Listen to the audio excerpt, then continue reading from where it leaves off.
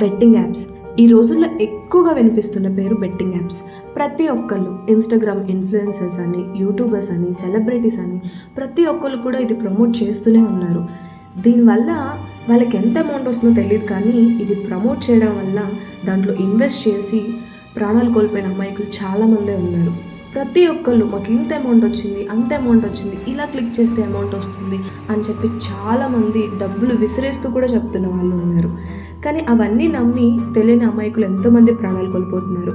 అలా జరిగిన ఒక ఇన్సిడెంట్ 10 days బ్యాక్ ఒక అతను కూడా ఇలానే ఆన్లైన్ బెట్టింగ్ యాప్లో మనీ ఇన్వెస్ట్ చేసి ఎక్కువ అమౌంట్ లాస్ అవ్వడం వల్ల తట్టుకోలేక సూసైడ్ చేసుకుని చనిపోయాడు. కొంతమంది ఇలా చేయకూడదు, ఇలా చేయడం వల్ల ఇలా జరుగుతుందని చెప్పి ఎంతమంది చెప్పినా కూడా ఎవ్వరూ వినడం లేదు. స్టిల్ ఇంకా అదే బెట్టింగ్ యాప్స్ అనే భ్రమలో, మనీ వస్తుందనే భ్రమలో ఉంటూనే ఉన్నారు.